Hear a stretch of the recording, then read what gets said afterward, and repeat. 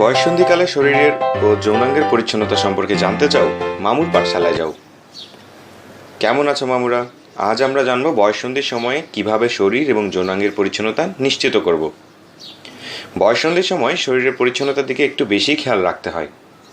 এই সময় আমরা জানি যে শরীরের বিভিন্ন জায়গায় লোমের সৃষ্টি হয়, যেমন বগল, যৌনাঙ্গের আশেপাশে।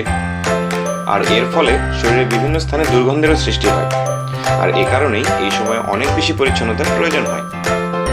মামু, এই দুর্গন্ধ কেমনে দূর করুন? মামু, নিয়মিত গোসল করে ডিওড্রেন্ট ব্যবহার করে পরিষ্কার কাপড় পরে আমরা দুর্গন্ধ দূর করতে পারি। তবে আমাদের অবশ্যই মাথায় রাখতে হবে যে যৌনাঙ্গে কখনো ডিওড্রেন্ট, বডি স্প্রে ইত্যাদি ব্যবহার করা উচিত না, কারণ যৌনাঙ্গের ত্বক খুবই স্পর্শকাতর এবং এতে যৌনাঙ্গের ত্বকের প্রচণ্ড ক্ষতি হতে পারে। ভালোভাবে পরিষ্কার না হলে কি ক্ষতি হইতে পারে? মামু, যৌনাঙ্গ যদি ভালোভাবে পরিষ্কার না করা হয় তাহলে যৌনাঙ্গে অস্বস্তি বা বিভিন্ন চর্মরোগ দেখা দিতে পারে।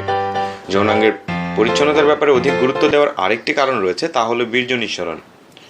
বয়ঃসন্ধিকালীন সময় হস্তমৈথুন বা স্বপ্নদোষের মাধ্যমে বেশ নিয়মিতভাবেই যৌনাঙ্গ থেকে বীর্য নিঃসৃত হয়।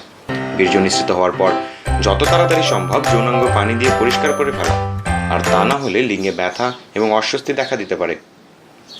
আর মামুরা, যৌনাঙ্গ পরিষ্কার রাখার জন্য আমাদের কয়েকটা বিষয় মাথায় রাখা উচিত, যেমন বীর্য নিঃসৃত হওয়ার পর যত দ্রুত সম্ভব পরিষ্কার করার সময় সাবান জাতীয় জীবাণুনাশক ব্যবহার করা এবং ধুয়ে ফেলার পরে পরিষ্কার কাপড় বা টিস্যু দিয়ে মুছে ফেলা জরুরি।